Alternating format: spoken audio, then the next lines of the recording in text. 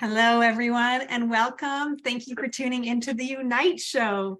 We're so excited to be back. We've had a little hiatus from the Unite Show, and we're excited to be back and collaborating with some lovely people to share some awesome information. We're going to be going live every Thursday at 6:15, at least for the next few weeks, to see how it goes and to see if that time is working for everyone. So tune in. For everyone who's tuning in on TikTok or on our Instagram up there. And Facebook. If you're not able to find our link to join us on Zoom, because we have a lovely Zoom call here where we're going to be able to answer people's questions, go to Unite and you can find the Zoom link and reach out to us if you need help finding that, and we'll hopefully be able to get that to you. So today we have a lovely topic for you. We are going to be talking about marketing and decision-making from within the Vortex. So if you don't know what that is, don't worry, it's not as scary as it sounds. It's basically just getting into a flow state and then moving your business forward from there instead of kind of pushing the boulder uphill, which can sometimes be what us entrepreneurs end up feeling like we're doing. So that's what we're doing here today. We're going to have a little share some information about that. We're going to have lots of time for Q&A and connection time afterward as well, where you can share a little bit about your project, what you're working on, and how we can support. So do stay tuned for that kind of after we do our main talk. And I will let Shine introduce our very special guest for this evening's call. Yeah, so Manuj and I have been chatting for a little bit now. He was the first person to come over to our house and give us hours of his time to go over the vision for Unite before it was even built and say, I think you should do this, or here's some ideas, and really kind of helped us out. So huge appreciation for that. And then since then, I've learned that he's actually quite a prolific technology entrepreneur, and he owns patents for AI, and he's just, working with big companies. So it's like, oh, cool, he's doing cool stuff. And I see him everywhere on TikTok and social media. And so he felt like the perfect person to bring on for this event. So welcome, Manuj. Thank you so much. So honored to be here, excited to be here. Thank you. So why don't you give us all the kind of 1 to 2 minute, who are you and what are you up to and what are you excited about for this call? Yeah, well, today I'm considered one of the leading experts in the field of artificial intelligence. As you said, I have 4 patents in artificial intelligence. But my story started back in India. So I used to be a factory worker in India. I started my career working for $2 a day when I was 15. One fine day, I just wanted to change my life. It was a pretty hard life, working 6 days a week, 12 hours a day. So I just wanted to change my life, and I found my love and passion for computers. I knew, that's what I wanted to do for the rest of my life. And I just kept following my passion, and one thing led to another. I've had the pleasure of working with some of the largest names in business: Microsoft, IBM, ING Bank, Pearson Education, and built some really cool technology, which has touched at least 10 million lives in the world so far. So yeah, that's me. Beautiful. Amazing. Wonderful. Thank you so much for sharing that. For everyone who is tuning in and just catching us now, welcome. My name's Kristall. This is my partner, Shine. Together, we are Unite's co-founders, and Unite is a new health and wellness community connection platform that we have built. Before that, we ran many, many wellness events in Vancouver, and we really saw a need for an online community. So that's what we've been growing, a one-stop shop for our wellness community, and really with a mission to help move the health and wellness industry forward, move awareness about mental and emotional health and support forward, and really support our community, the entrepreneurs, the light bringers, the people with these amazing projects in the world, to help them be resourced, supported, connected, and that's what we're doing with Unite. So you can find us at www.unite.love. And to help spread the word about what we're doing, we have created the Unite Show, which is this weekly offering that we're doing here, where we're going to have different themes, different speakers. We've got relationships next week, right? So that's going to be really fun. Whether you're single or in a relationship, we're going to have great tools for you as well. And then we've got some other stuff coming up before Christmas. So that's us. That's Unite. Take it away, Shine. So Manuj, I would love to jump in with you for a bit. What has been your experience with the most effective ways to do marketing in general, but I'm guessing it'll be mostly online? And how does mental well-being and emotional alignment kind of fit into that for you? Sure. Yeah. So let me just take a step back, right? Like the purpose of marketing is to attract people towards you, people who don't know you, people who are like-minded, and they are interested in whatever you are doing, whatever you're offering. The best way, and this is nothing to do with technology, this is nothing to do with AI, the best way for us as human to attract other people is to tell our authentic story. Authentic story is not just the story of our achievements, but mostly about our struggles, about our challenges that we have overcome in life. Because when we share that, most people, as humans, we think that the only person who had it tough in life is us, and then everybody else has a very awesome life. But that's that could not be further away from the truth. But that's what Instagram says. Yeah, well, that's what I'm trying to share with the world on how to cut through that noise, because there is so much noise out there, and everybody's posing in front of like Lamborghinis and Porsches. So how do you cut through that? Is by sharing your authentic story. And the fact is that we are, as society, we are taught not to show our vulnerabilities. We are taught not to show our scars, but that's the world we live in. And that's why what you mentioned, Instagram and these influencers, they become larger than life, even though they have no substance. But when you share your vulnerabilities, when you say, I used to struggle to make ends meet, and that's when I got the inspiration, and I had to do some things which I'm not proud of, and it was all in the service of finding myself. And even today I have these challenges, blah blah blah, but then out of those challenges I learned this, and when I applied this in my life and my business, this is what happened. And now you can, when you share that with the world, now you will find those people like a magnet who are going through similar challenges. They'll say, oh, this person is experienced in what I'm going through. It's people want solutions, but they want solutions from somebody who has been there and done that. So if I go to if I go to the hospital to get a surgery, I don't want to talk to a doctor who's driving a Porsche or Lamborghini. I don't care about that. I want somebody who is experienced in that surgery, right? Yeah.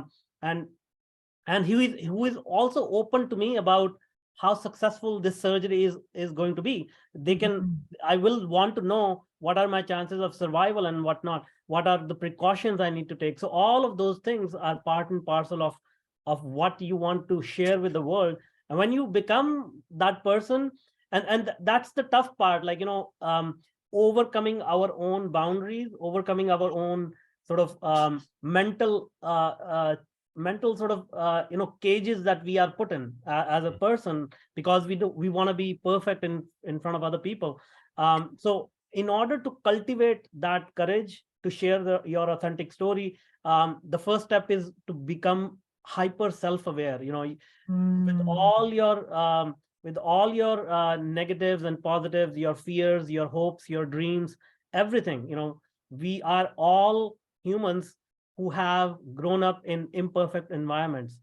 Our parents whether we like them, whether we love them, we hate them, nobody's perfect. They gave us some of their traits, which we carry with us for the rest of our lives. And many of them are not really, really positive traits, but that's who we are. So we need to recognize everybody is in the same boat. And if we are not perfect, nobody else is perfect. Everybody thinks everybody else is perfect. So why not just like take down that curtain and just show ourselves? And believe me, you will find some people who will ridicule you for that, but then you will also find people who will love you for that. Beautiful. Well, we love both of our moms, and they're both on the call here. Give a wave, Kaisa and Joni. Joni and Kaisa. I love it. Thank you for sharing, Manuj. I really appreciate that. Yeah. So there's some stuff that I want to share, and Kristall and I want to share. I'm sure there's lots of details and specifics that Manuj could share, but I really want to make this contextual to everyone who's on the call and make it valuable. So I was thinking that we could go around and just share for 30 seconds to a minute. You can obviously say your name and your business, and then anything specific that's going on for you that you're looking for support with, specifically around business and marketing. And if it's not on that topic, then you can say it too, and we can go to that at the end if we have time. What's a really good thing to think about when you're sharing is a little bit, if you've ever been to Abraham Hicks workshop, or any workshop where there's a speaker trying to kind of share to an audience in a really general but helpful way, think about your questions in the context of what could be really valuable to the whole group as well. If it's a very specific detail, like how do I turn this thing on or this thing off, feel free to put that in the comments and we can always get to that after. But right now it would be really great just to kind of have a general, why is everyone come here today, and what would be like a kind of, how can we steer the ship so that it's super, super supportive and helpful for everyone. So we can do popcorn style, or we can voluntold each other. So welcome, Leaf. Welcome, Kira. Thanks for joining. Welcome. So if you're new and just arriving, we've just done a little intro, and we're just going to take a few kind of brief as we can so that we can get all the juicy information in tonight, but just going to share 30 kind of seconds. Name, what brought you here tonight, maybe a project that you're working on that you would love some answers to a question or thoughts that we could reflect back to you. So we're just going to do a quick round robin with that, and then we'll be able to dig into some more juicy stuff with you all. So feel free to put your hand up and we can get going. Yep. You can also raise your hand like this. Yep. And if you don't have a question, you're welcome just to Melissa, tune in and say hello. Go, Melissa, you're up first. Welcome. Hey guys. Hi, Hello. Melissa Levine. And I just, kind of have a question. So in terms of marketing, so what do you do if you're multi-passionate about different things? Because people say that you should, be known for that one thing. But what if you love this and you love this and you love this? How do you bring it into one? And for those multi-passionate people, which I think a lot of us are as entrepreneurs. Beautiful Can I question. go ahead and answer that, or? Please. Yeah. Most of us are, as humans, we like different experiences. So this is a misnomer that we should be known for one thing. Now, it's true that in order for you to attract clients or for business purpose, you need to have some specialities. So that's about clarity. Like, when somebody looks at your profile, they need to be clear on what do you help with. But you can have secondary interests or secondary sort of businesses or what have you, and try to build those skill sets, the secondary skill sets, in support of the primary one. So for example, let's say I'll take my example. For I'm an expert in technology, but I'm also an expert in human psychology. I'm an expert in like reading people's energy and helping them through that. But that doesn't negate the fact that my primary profession is technology. But at the same time, when we put them together, it creates a uniqueness about you, because most people, I mean, let's face it, most people can hardly even be an expert in one thing, not judging anybody, but like, that's just a fact. But when you come across as a multifaceted person, the key is to be able to articulate it in a way that makes sense to people. So you want to talk about the benefits that you provide to people, and how your multi-pronged personality, multi-skill sets help them get better results from the competition. Once you make that clear, then you have no problem. The other thing is, like, if you do have multiple businesses, again, we can take Elon Musk as an example. He's running SpaceX, he's running Tesla, he's running, now Twitter. So at the end of the day, his brand is innovation, his brand is technology, his brand is moving human evolution forward. And underneath that, what are the sub steps he's taking? He's creating like energy independence, he's trying to get to Mars, he's trying to promote free speech. It's all in alignment to one motive, which is human evolution, right? Love it. And for me, I would say that the biggest thing that's made a difference, I would say that our company Unite has many different ways that we could go, and that was a big stress for me, feeling like we needed to pick one way and just go that way. And the thing that's been the most helpful has been getting into the vortex, so meditating and quieting my mind until I hit that still point of no thought, and then starting to receive thoughts, and then building that positive momentum, build, and allowing myself the hour or more that it sometimes takes to build that positive momentum, go for a walk, go for a drive, sit, whatever. And then from that place of just allowing thoughts to come organically without thinking, literally trying, my only trying is to try to surrender and just allow more. I'm not trying to think, I'm not trying to not think, I'm just letting it happen. And as that builds and the momentum comes, I hit a point of clarity, and I can ask questions and get answers, kind of like a Abraham channeling thing, or I'll get little visions or little excitements, or it can happen anytime when you're in the shower in any kind of receiving mode. And I think that that's really been the biggest change for me, is just trusting that when I fully surrender, meditate, receive, and I let myself get into that place more and more, and I take action as much as possible only from that state, then I'm very clearly guided to something that starts to form a picture, and I can start to see the path. And it's like, oh yeah, that makes sense. And I can understand it. But if I were coming just from my mind, there's ways to talk myself in or out of anything. And I think that's what a lot of people go through, is they'll start something, it gets hard, they're like, oh, maybe this isn't the right path, they'll start something else, and it's fun to start it, and then they hit a roadblock, and it's hard, oh, maybe that's not the right path. And I love what Abraham talks about. It's not really about that. Any path could be the right path, or give or take within a spectrum.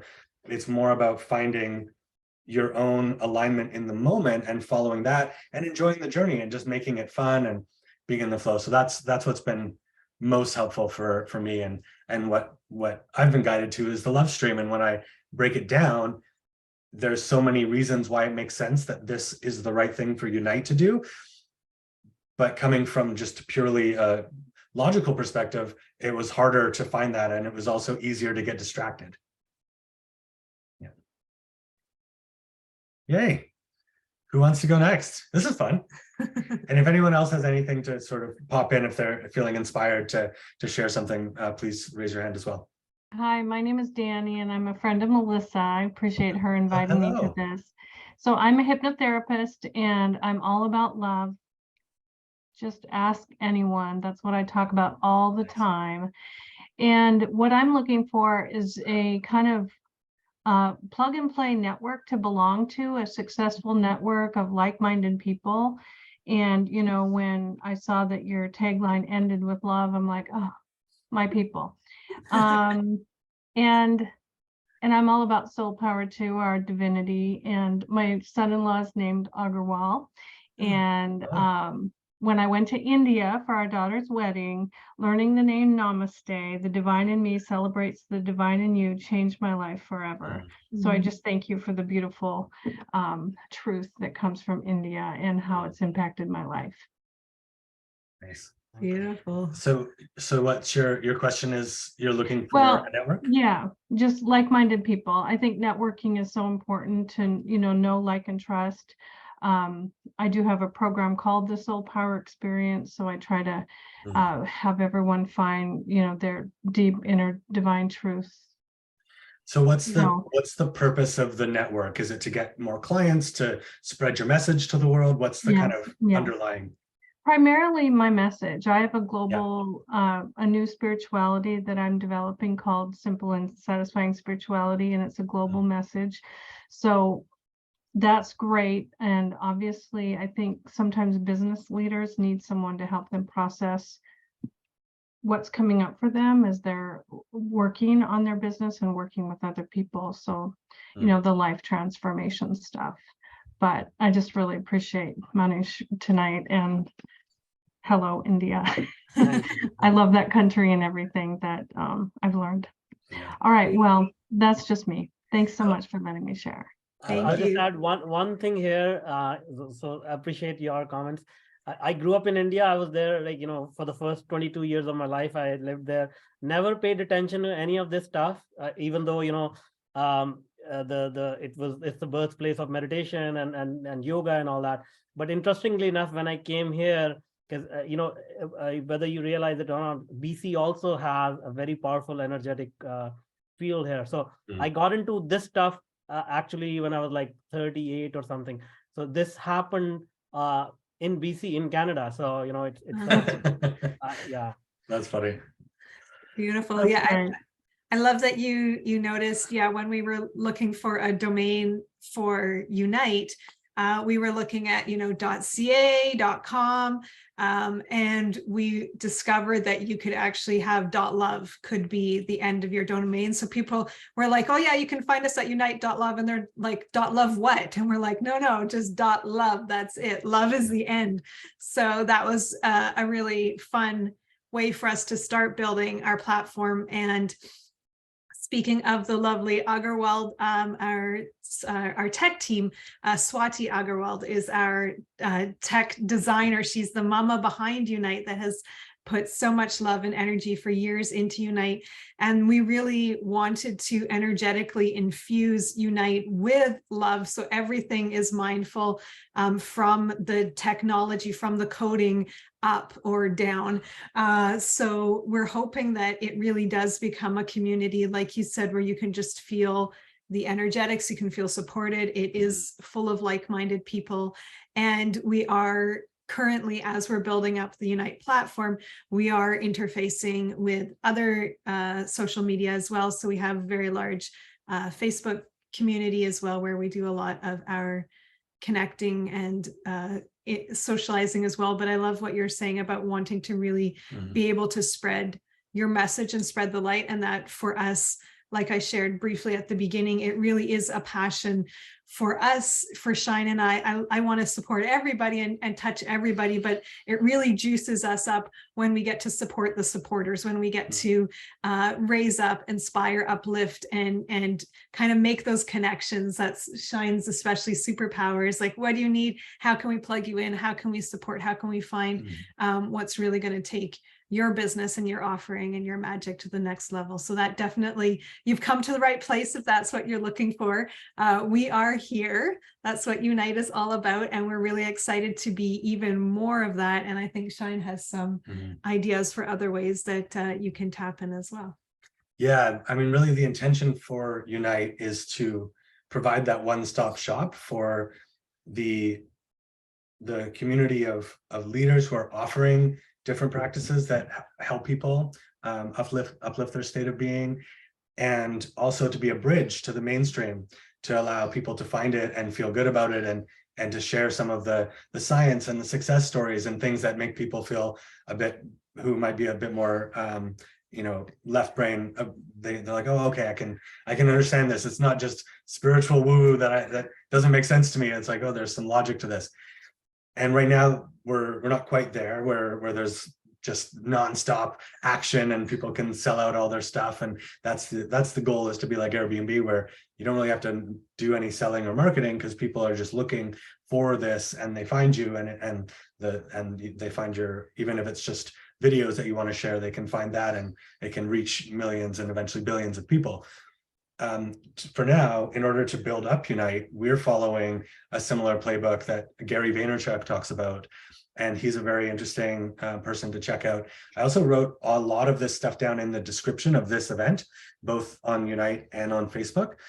And so what Gary Vaynerchuk talks about, and I'm sure Manuj knows all about this because he does it, is underpriced attention. So where are people looking, and where can you reach people for little or no cost?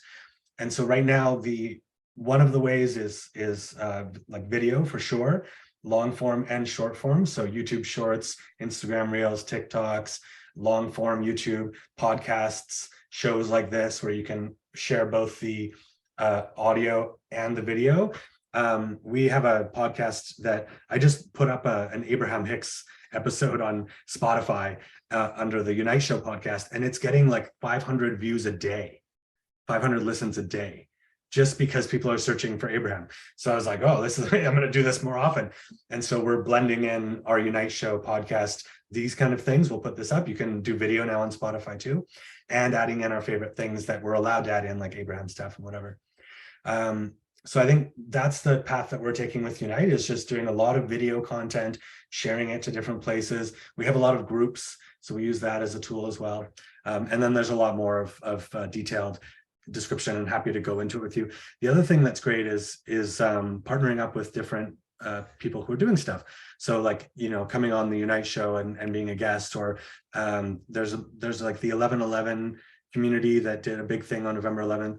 And they're doing another one on 12/12, and then there's Unify and Scott Katamas and all these spiritual leaders who are doing their own big shows that are reaching quite a big audience, because they're partnering with like Unify, who's got 2 million plus Facebook followers and things like that. And so that's all happening. And our goal is eventually to have the Love Stream be a platform that can facilitate all that. And right now it's just getting started. That's why we're not on there right now, because it had a little bug, but that's okay. It had a little technical glitch, and our wonderful tech team actually just moved today. So they were in the midst of all that fun jazz. Their team, they live here, but their team is in India. And so it's like 6 a.m. there or something. So it was too early, but yes. So that's a little bit. Yeah. Fantastic. Thank you so much. Yeah, you're very welcome. Thank you for your question. Yeah. Who else would like to chime in? Have something to share. Judy. Oh, you need to unmute. We cannot hear you. At the bottom left, there should be a mute button. Nothing yet. Nope. Still cannot hear you. Oh, she's on her phone, maybe. Ask to unmute. Let's see if that helps. There you go. Oh, there you are. Can you hear me now? Yeah. You can. Okay. Welcome. Hi, my name's Judy, and I'm new to this platform. Billy Sinclair originally suggested that I look into this. And it sort of all started because I'm a mixed media artist, and a lot of my art involves using crystals. Like I add crystals to a lot of my stuff. And I was invited to set up a virtual online art gallery. And so I had sent the link to various people asking them to look at it. And that's how Billy ended up saying, well, maybe you should try this outfit. So, but a lot of I make these orgone pyramids that have crystals in them, and there's known for their healing properties. And I also have several of my pieces at a friend of mine's wellness clinic So, and she also has a sound therapist there. So kind of thinking they may even be interested in this, but I'm not 100% sure how everything works. So. Thank you for tuning in. I saw your beautiful work you just posted on Unite, didn't you? Your products. Yes, I wasn't sure how it all worked, but well, you got them up there, which is a really good step. And I really appreciate the people that come on and they're like, I'm not quite sure what I'm doing, but you got them there and we'll be able to walk you through the final steps. I think you're almost, it's just. Yeah. We can have a one-on-one call and take you through the whole platform. And even at the end of this, we can do like a little walkthrough and everything. Did you have a specific question about anything? Marketing or business related? I just wanted to know, I don't know if it's for this group, but it's more related to how, like when do you folks collect the money for the product and then you take your 15% and forward the remainder to us or whatever? Perfect. So for anyone who's tuning in, we'll answer that question. For anyone who's tuning in, Judy has just joined our Unite platform and she's got her beautiful products. They're gorgeous in our new marketplace. So we have a wellness marketplace where we really want to be able to share everyone's wonderful offerings with our community. And we have set it up very much like Airbnb, where yes, you put your products there, and then the Unite platform takes a percentage of sales. So it's free to share your offer. And we really want to give everyone a free platform to share. And then of course, if we support with sales, then a percentage goes back to Unite. And the way that works, I believe, is that our portion goes into our bank account and your portion goes into your bank account. So we don't actually even have to send you your money. It just automatically divides it with the magic of the internet. Yeah, and we use Stripe, which is sort of an industry leader payment processing. Yeah. And very, very secure. And then so then you would be notified of the sale so that you could ship it to the person, whoever bought it? Yeah, you'd get an email, and right now we don't have the shipping integrated. So you'd have to work out the shipping or include it or make a note, and that's something we can go over together.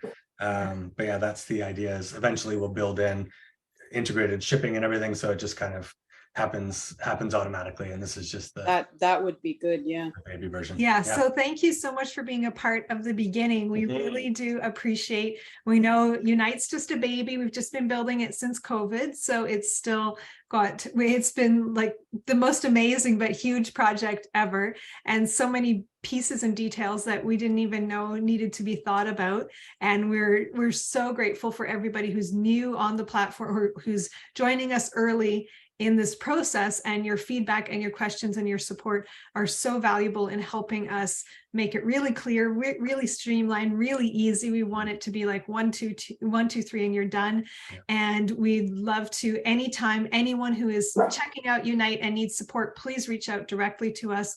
We absolutely love just taking the time to do a walkthrough with you. We'll hold your hand all the way. And what it really does too is it helps us see where we need to be more clear and where the bugs are, so that we can help our communities. So it would be our pleasure to help you with that. And we'll get you all set up. And after our next, sorry, go ahead, Judy. Oh, do you have like the tools so that you could actually even do like a screen share? Yes, exactly. Yep. Okay. So we'll walk through screen share. You can share your screen. We'll share ours. We even record it sometimes, and then we can use it again for sharing with other people, so that you're supporting, your ripples are going forward to support us, supporting other people. So excellent. Thank you. Yeah, we'll set a time for that. And we've got a feature that will get worked on where you can upload your Shopify store, or use if you've already built your own store on your website or Shopify or wherever, it can just automatically get uploaded. And that's not quite ready, but we're starting. Yeah. Does anyone else have some marketing related questions? Otherwise, we can continue on. We have lots of questions for Manuj, so we will jump in if no one has anything specific that they want to ask. And if you do have something that comes up, feel free to put it in the comments and we can get to it as well. So Anyone else have a specific one? Otherwise, we will jump in with our questions. I have a semi marketing question.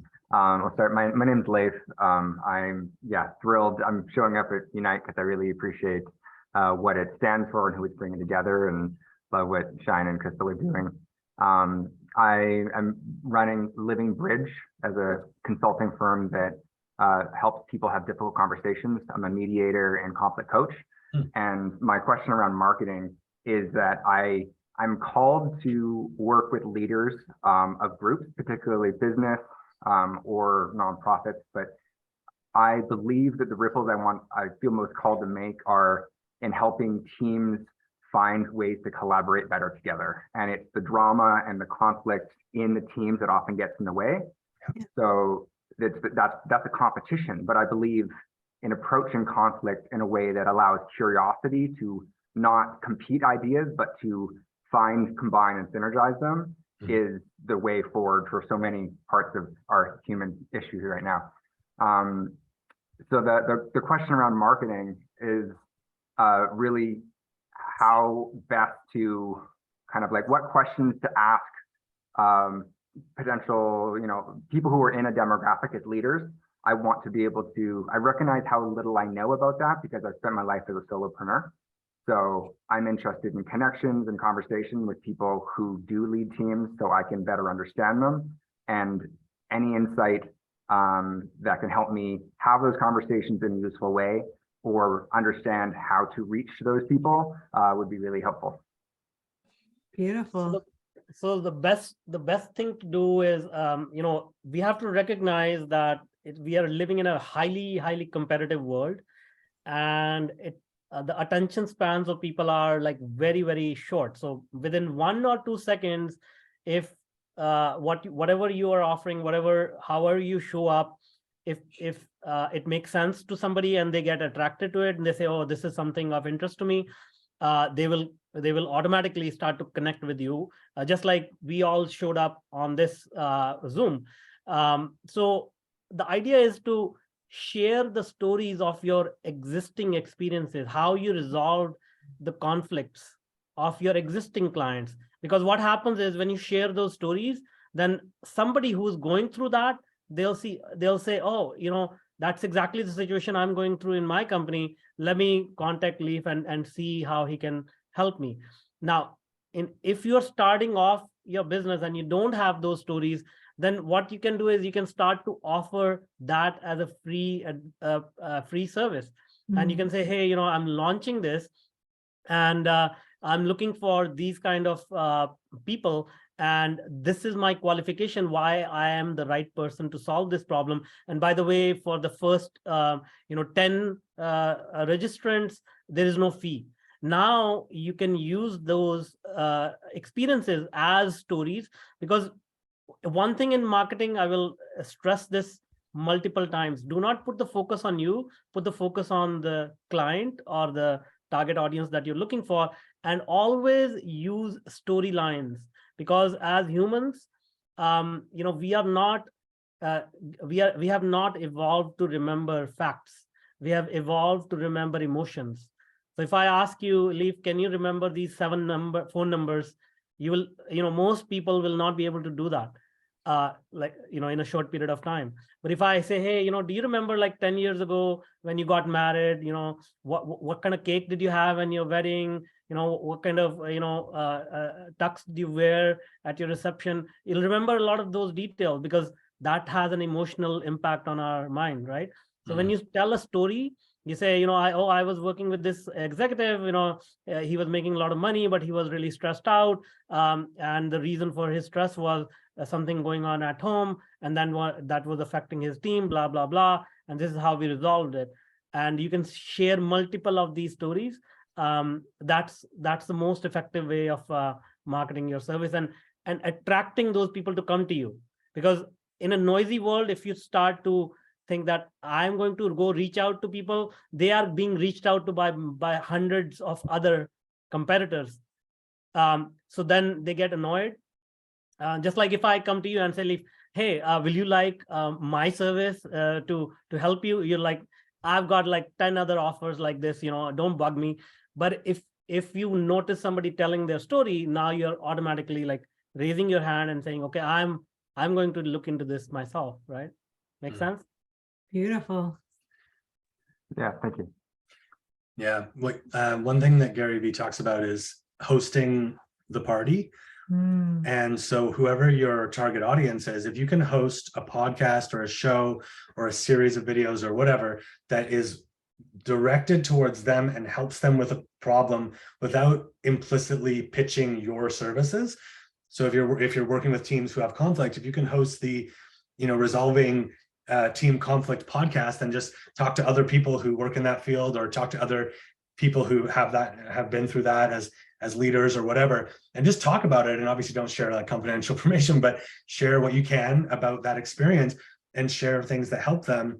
And then, obviously the people who see that will say, oh, my leader needs to see this, or my team needs to see this, or however it is. And then if you want to get really crazy, you can figure out who the decision makers are in the organization. You can actually target them through ads, especially on LinkedIn, and find out, okay, it's the CEOs or COOs of these types of companies, and you can actually direct ads around this content to those people, and then they can find it that way, or to the people who will likely share it with them, so people who work for them, or however you want to do it. But definitely like the organic, TikTok, Spotify, all the YouTube, all that stuff, creating content that speaks to that audience that you're trying to reach without it feeling like you're selling all the time, and just sharing and something valuable that they're going to actually use. And then there's that kind of law of reciprocity where they've received from you, they think that you have your wisdomous,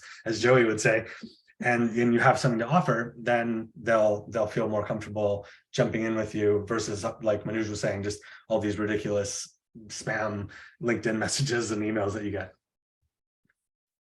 Yeah.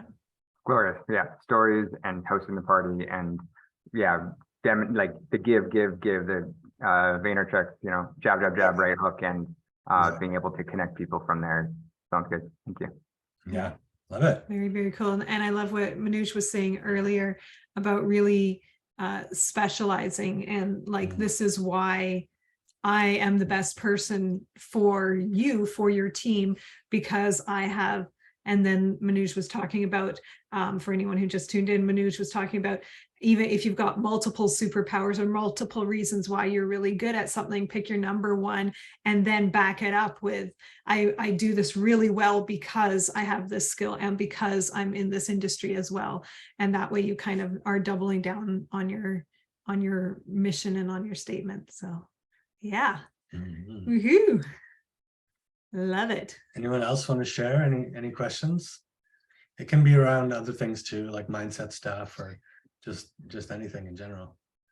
Yeah. I'd love to, if no one else has anything to jump in, I'd love to hear, Manuj, quickly about your podcast that you offer. And I think a lot of people would really love to check that out as well. So if you'd love to share a moment about your podcast, what's the kind of energy behind it, who would really, I'm sure everyone would benefit from it, but who would really enjoy it? And yeah, we'd love to hear more. Yeah, so the podcast, I started it in 2019. We've had about I think close to 400 episodes now. Wow. And it's listed by Listen Notes is a website that tracks the rankings of podcasts. So it is listed among the top 0.5% of the podcasts in the world. It's called Bootstrapping Your Dreams. And the idea, once again, is, we all have big dreams. We all want to succeed. And coming from where I'm coming from, with very almost no resources, I've always tried to figure out things, how I can do it, in a bootstrap manner without investing a lot of money. And I remember, similar conversation we had about Unite as well initially. So the idea is that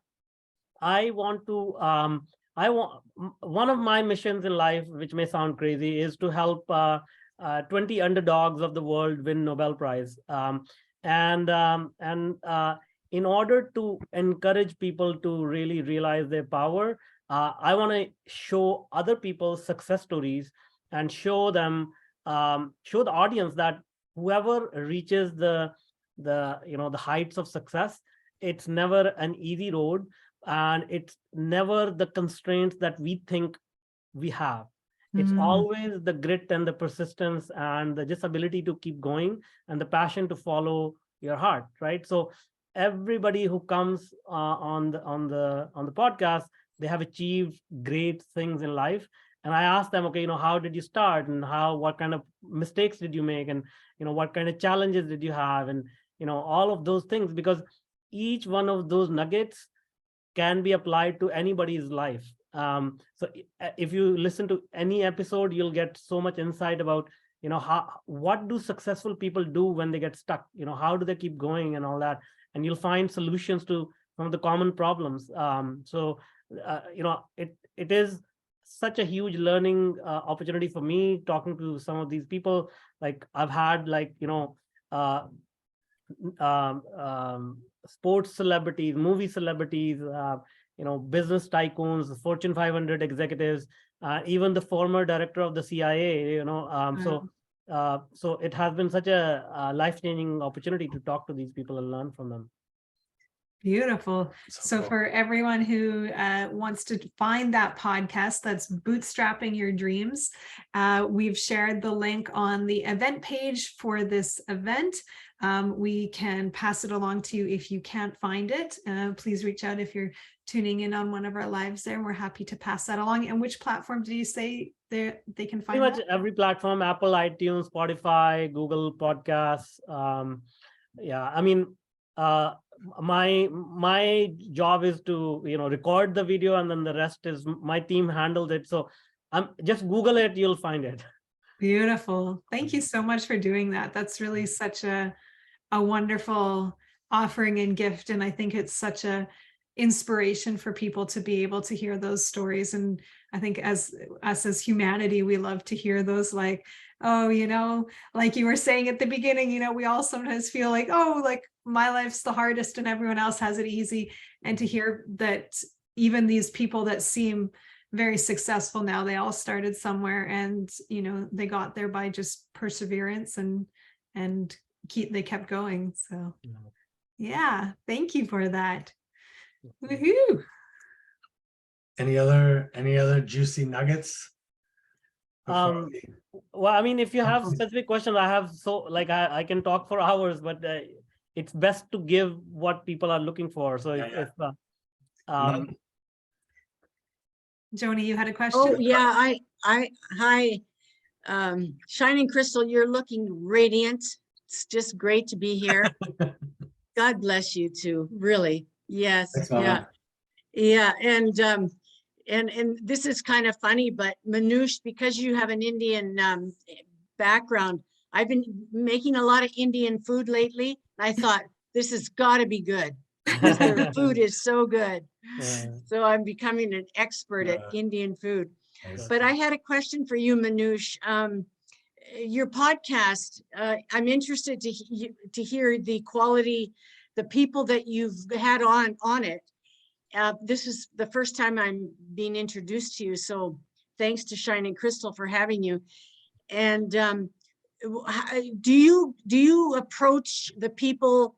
Do you know who you want to work with to do a podcast, and then you reach out, or do you have people coming to you?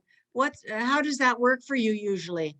So great question. See, the thing is that I'll explain it in the terminology of the vortex, right? So if you start to become a center of that vortex, earlier on when I started, nobody wanted to be on the podcast because I had no background, no nothing. And so I had to approach like 10, 20 people, and one of them said yes. And I said, okay, no, this is working now. So I did the second episode, third episode, and internally I was like, I hate listening to my own voice. I hate, I don't like listening to it. And I was like, people are not going to like it, but I have taken this on, so let's keep going. And then I started getting some feedback. Oh, your podcast is nice. I got so much insight from it. And that was a big surprise for me. And that gave me the courage to approach some more accomplished people.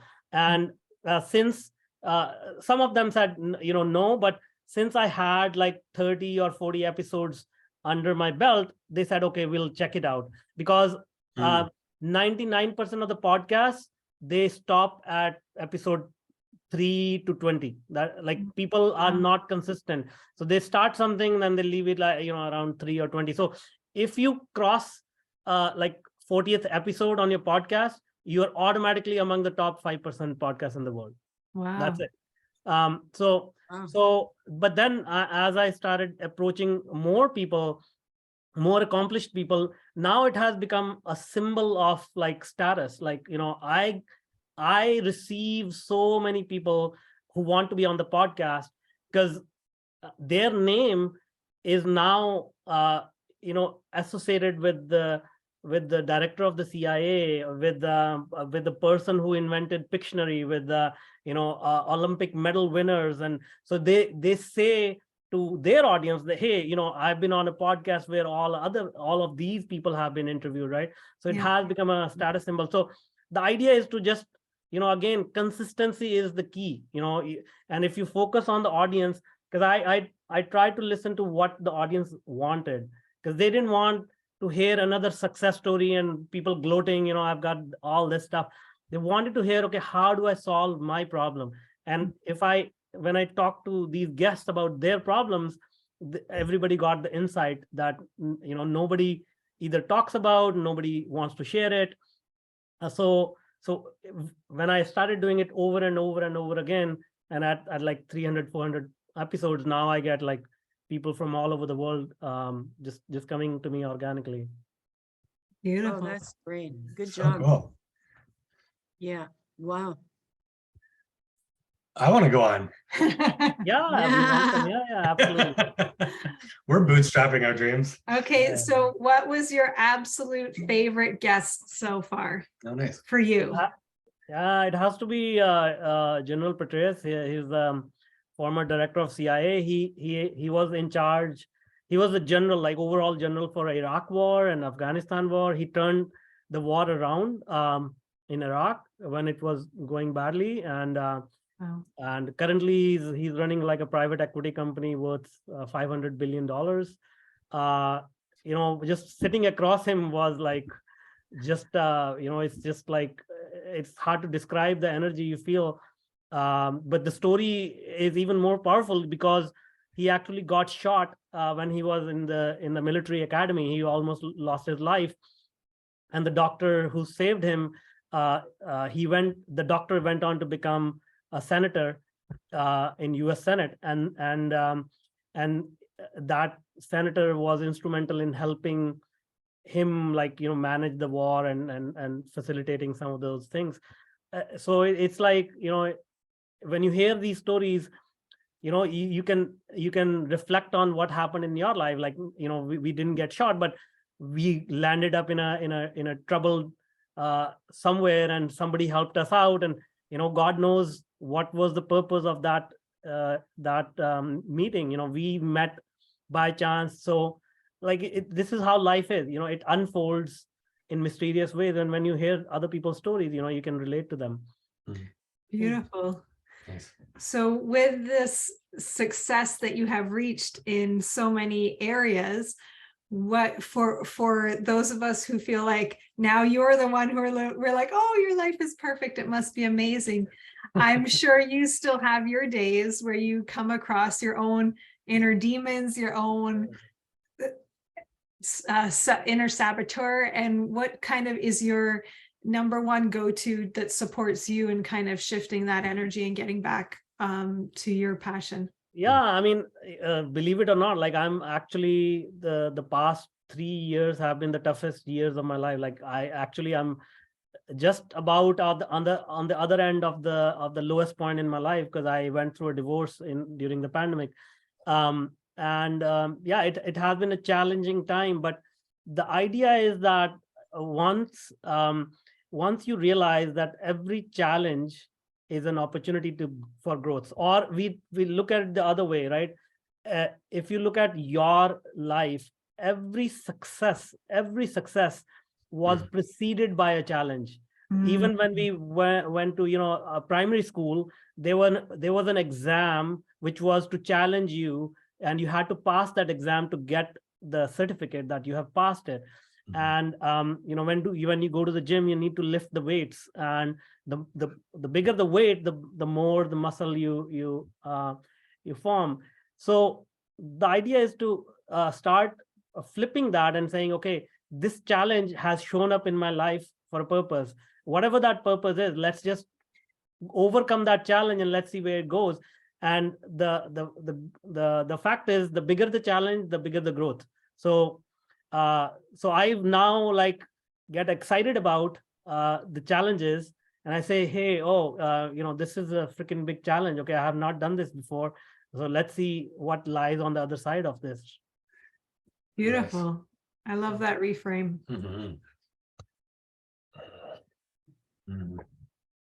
So, any other questions? Kaisa, you have a question? She's I excited. don't have a question. I'm inspired and excited.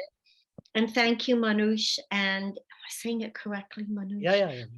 And thank you, everybody else. And what has helped me so much in my life is hearing people's personal stories about how they've overcome huge adversity.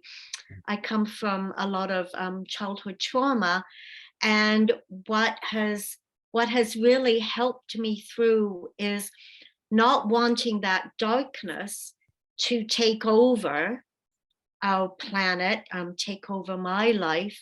And so listening to people, famous people, and that have worked through and overcome, and how did they do it? And now I do this. This is, I'm a transpersonal counselor, and I specialize in trauma.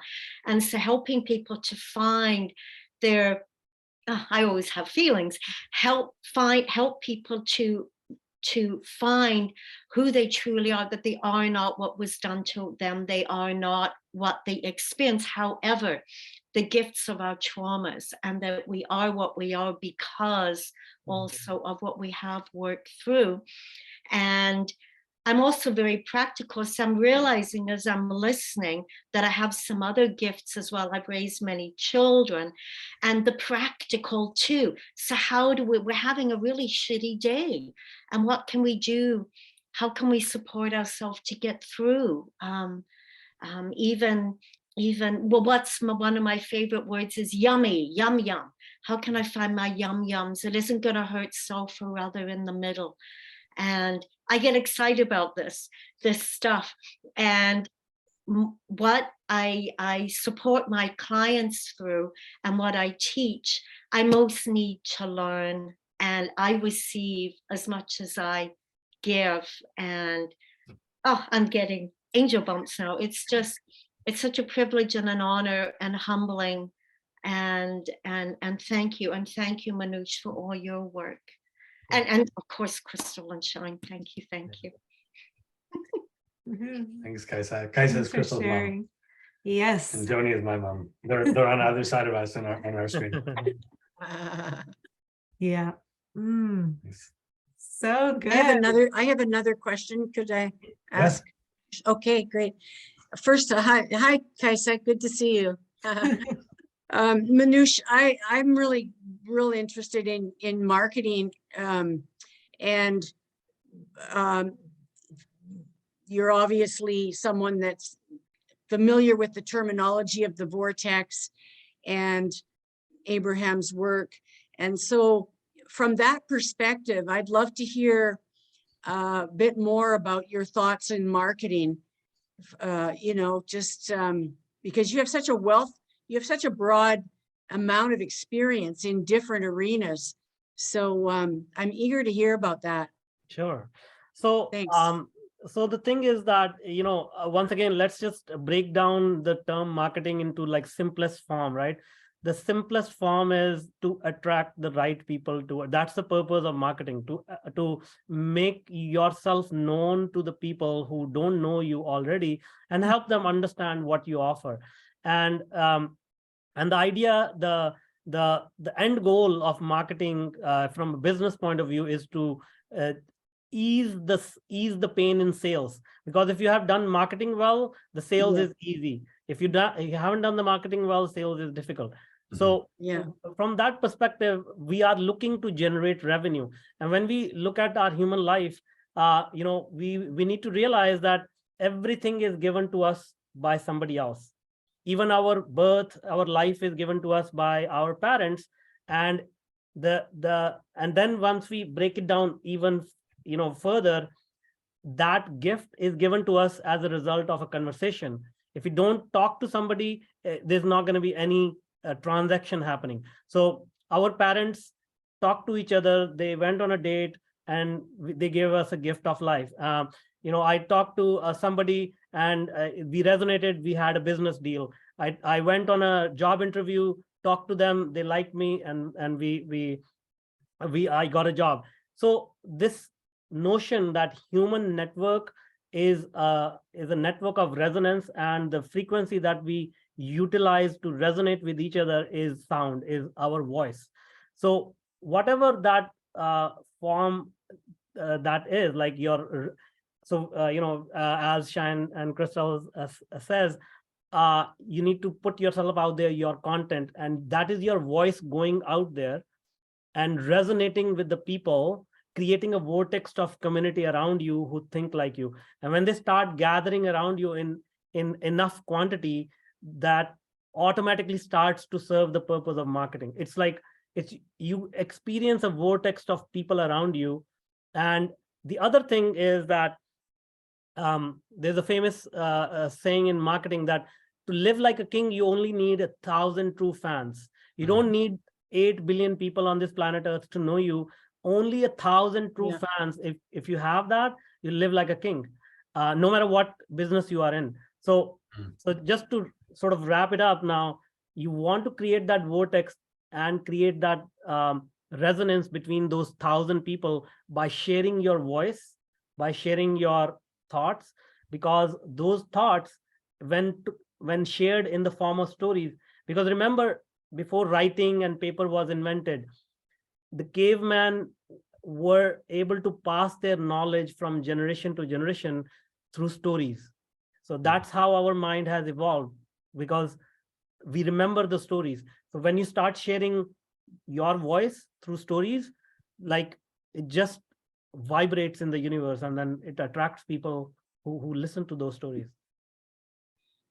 So specifically, you have your podcast. Do you have websites for each of your ventures, or do you use social media mostly? Yeah, or so specific avenues. Could you speak on that? Yeah. So what you want to do is you want to treat your one location on the web as your showroom. So like whether it's your LinkedIn profile, whether it's your Facebook profile, whether it's Instagram, whether it's podcast, or I highly recommend you have a website that is one main platform, because all other platforms are controlled by other companies, and when they change their rules, you are at their mercy. So you want to build your website as your showroom. So just like in a brick and mortar scenario in a real world, whenever a business person who has a showroom, he or she will go out there, distribute the cards, brochures, and say, hey, come visit my showroom. We are open from 9 to 5, Monday to Friday, blah, blah, blah, whatever. So that's your showroom. That's where you display your goods and offerings.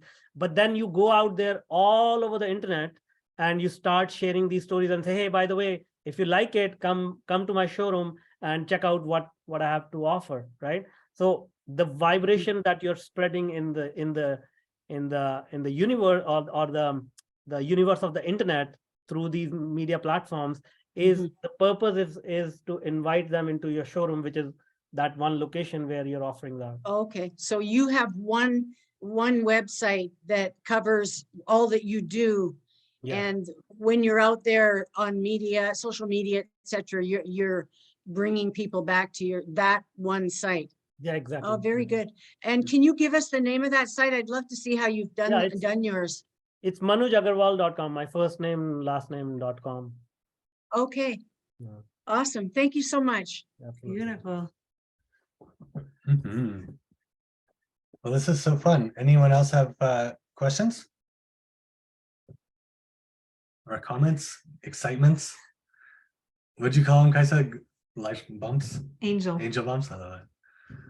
angel bumps. That's way better than goosebumps. Yeah, what are we these gooses? I like angel bumps. Lovely. Well, Manuj, is there anything, our audience is, I would say, primarily wellness, service providers in some way, shape, or form. And they might sell products or host events, offer their services. And a lot of them might be solopreneurs or very small teams. What would be the most impactful things? What would you share with those types of people? So one thing I'll say is that I have been part of so many startups. I'm the leader of startup community in Vancouver as well. The key is most business owners, they think that working hard is the secret to success. But the real secret to success is going and meeting people, showing up and solving their problems. So I always recommend put aside 50% of your time. And that's a huge number, 50% of your time to meeting new people every day. And that could be physical meeting, that could be Zoom meeting, that could be an email, that could be like commenting on somebody's post. The idea is you want to bring as many new people into your world as possible and leave everything else either to your team or just don't do that much work, because all that work is not going to give you anything unless you have people who can know, like, and trust you. That's the word we use, but really who resonate with you, right? So that's the key. And it's not like I did it all right. I was the most antisocial person, most like almost like an asshole in my workplace, because I thought I knew everything. But once you start realizing that that doesn't lead you to the destination that you want, rather being empathetic and just sort of connecting with people at the level that they are at, that's the secret to success. So that's what I tell people every time. Just make sure you spend enough time getting to know people and putting yourself out there. That's amazing. That is not what I expected at all. And it's very counterintuitive, but I can see how that makes sense. Yeah. Because that builds. We just applied to Y Combinator and we didn't get in, but everything is always working out for us. So I know it's for the best. Yeah. But something that they talk about a lot is if you're a startup, you should either be working on your product or talking to users. And if you don't have product market fit, and this can go for anyone, if you're a massage therapist, an energy healer, an events person, product market fit just means that you cannot keep up with the sales. The demand is so big that you have to hire a team to keep up. If you don't have that, then there's more that you can do. And we experienced this early in our first ever event series. We kind of it just sort of happened, and we had this sold out show after sold out show. And then we thought, oh, that was great. Let's do it with all these other ideas. And it was like, oh, it's not so easy. We didn't quite find that. And so Y Combinator says, if you don't have product market fit, you should spend a lot of time talking to your potential customers and community and just ask them and get to know them. And what do you want? How can I help? What's going on? How can we make this better? And I guess for a wellness provider, it could be like, what type of service do you want, or how can I package this differently? If you're a coach, do you want maybe group coaching or this? But really talking it through with people versus spending all this time thinking about it and brainstorming and then like putting it out and then it didn't work. Perfect. And all that stuff. I think that's a great idea. I'm going to do more of that. Thank you. Yeah, exactly. And the other thing is like, this misconception is that you need the product to have to find the product market fit. That is again counterintuitive, but anybody who has bought an apartment in their lifetime, they are a brand new apartment. When you go and look at the building is not there. They sell you the concept. They sell you a model a wooden model of the apartment, and they say, hey, give me 25% down today, and then in 3 years you can have the apartment. Amazon Kindle, when it was invented, the inventors took a piece of cardboard and they drew the buttons as it will show up on Kindle, and they took that piece of cardboard around for months and months and months and said, hey, will you use this, if we build it? So this misconception that you need to have the product to have the product market fit is not right. And that's, again, I teach all the startup founders that I coach, that people want solutions, and that solution can be a concept, an idea, and you can share that idea. Although you can do a little bit to like make it more tangible, but the ideas are what is validated, and then once it's validated, you can give it off to the experts to build it. Beautiful. Wow. Yeah. If we were doing things over for Unite, I definitely would have spent more time before building the technology, because we did this sort of classic thing where we built all these features and didn't really figure out which one was going to be the thing. And we did our best, and I know it's working out and it's great, but it took us, we didn't know about the love stream idea until we built the first set of features, and that kind of helped us figure this out. But yeah, it's very interesting. I definitely, for moving forward, that's my goal, is just to talk to more people, figure out and really get into the details of like, what do you actually need? What can we help with? What's not working? What's working? Like, what would make your life a lot better if we could provide that? And then think, okay, how can we build that? How can we support that? And you're right, you don't always need anything to do that. You can just do it. I think I remember I had that conversation with you as well, but every founder goes through their own journey. That's the fact that that just getting the user feedback is the key to success, and that's true for anything in life. So Manuj, I'd love to hear you kind of riff a bit more on this, the idea of how to share an idea before the thing exists. And in my case, it's a non-tangible product, but the idea is the result people are getting, and particularly the nuance between how you share an idea with like confidence and passion, but at the same time are asking, is that what you need, or what else would help serve you? Like, you're looking for feedback at the same time that you're wanting to inspire somebody with a possible vision. Sure. There's something there. Yeah. So the very first thing is, first you can point out the problem. Let's say you're making a social post or an email, you're drafting your message. You can start by saying, oh, you know what, like, I'm noticing a lot of problems these days that teams are not working cohesively. And by the way, if this happens, then deadlines are missed, projects don't get completed. And this creates a loss of billions of dollars in the economy. And I'm trying to fix this problem. Have you ever noticed this problem in your company? If you have, why don't you share some idea?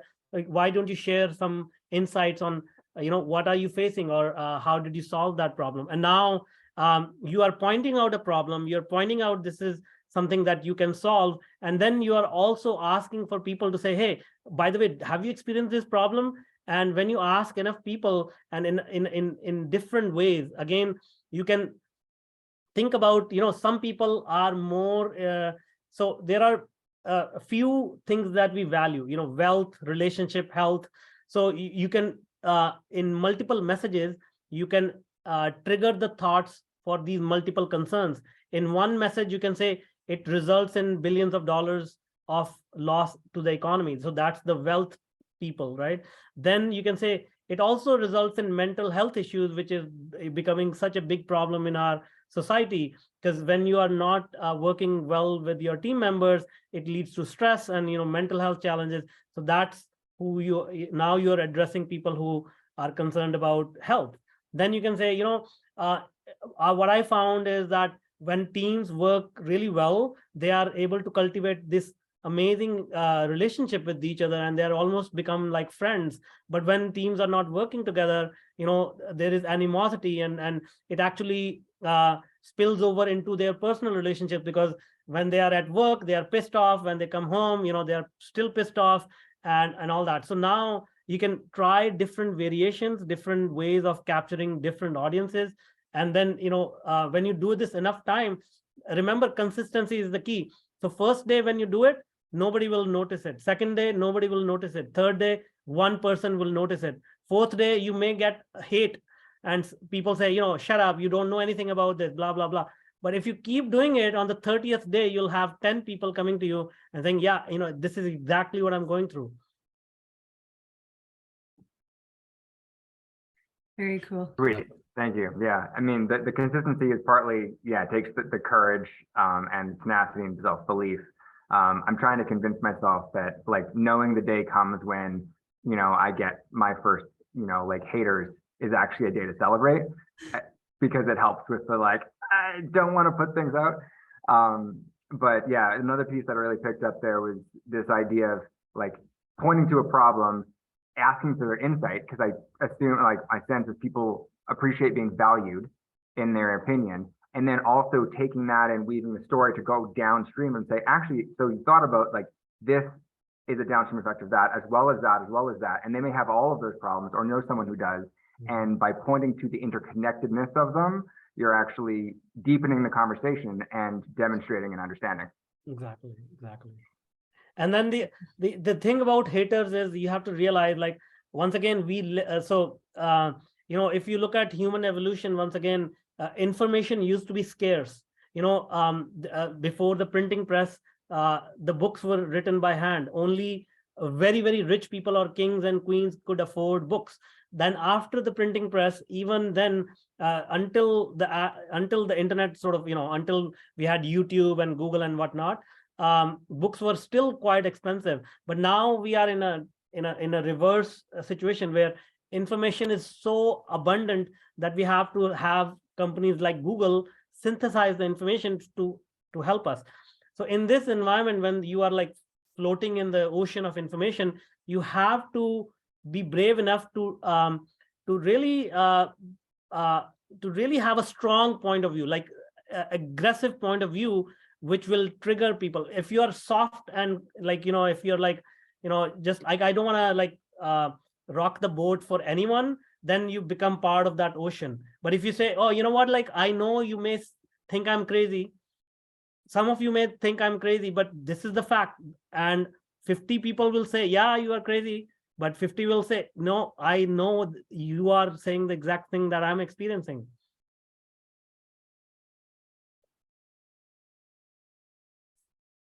Love it. Love it.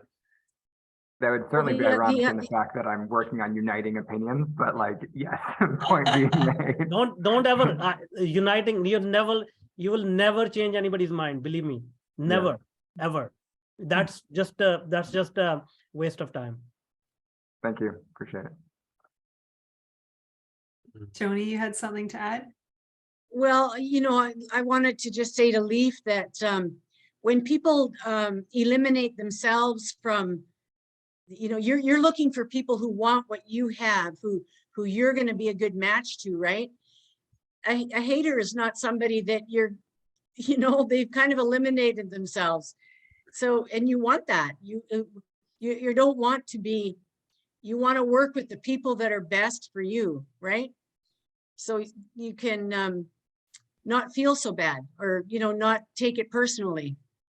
Yeah, I take it as I'm saying something worth saying because someone else feels like it's worth disagreeing.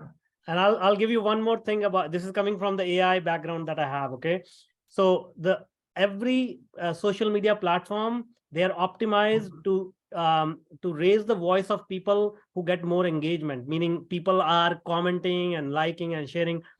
Haters are the most engaged audience. They cannot stop themselves because they have so much hate in themselves. They have to get it out.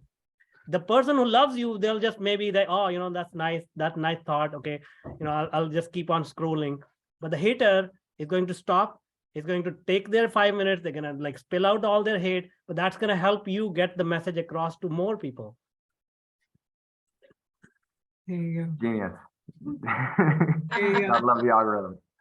I think it's a really good point, like you were saying, when you're wanting to stretch kind of beyond, that it's easy, it feels sometimes easy to preach to the choir, to preach to the people that already get your message, because yes, there's going to be less haters there. They're already on the same page. And like we were talking about too, we also want to reach the people that don't know about what you're offering, that this is new information, and they may have like, a little rub or a little like, oh, that doesn't seem, like a little pushback. But if you can kind of go that extra step of like, I know it may seem new or different to some people, but actually there's all this correlation, like you were saying, to show that if you're fighting at work, that's going to be detrimental on your kids. That's going to be detrimental on your relationship. That's going to, and kind of some people, even though it seems obvious maybe to some of us, and especially if this is your passion in your profession, obviously that, but a lot of people might not notice or think that my number one goal is to be a good parent, but I'm a shitty boss, but whatever, it doesn't even matter if they're mad at me, it doesn't even, whatever, but I'm a good dad and that's okay. And then to go, look, this is actually spilling over and this is actually affecting these other areas. And to kind of, I think I really like what you're saying, Manuj, about using that education piece in there as well, to maybe paint that picture that some people might not have, they might not have put the dots together. They might not have thought those things through yet. And it is really helpful and really valuable to connect the dots that even to us may seem really obvious or oh, that's so kind of course, and to get back to the basics. And that really helps us reach that new audience as well, and reach those people that could really benefit because they are starting out on that path that maybe we've been on for a while. Yeah, exactly. Lovely. This was so good. Is there any more questions or anything else, Manuj, that you want to share? Again, as I said, like, I can keep on going, but if there's a specific question, I can answer those. Because for me, it's so difficult to like contain my thoughts in certain area. Oh, you don't have to contain it. We love it. We love it. It's so good. Yeah.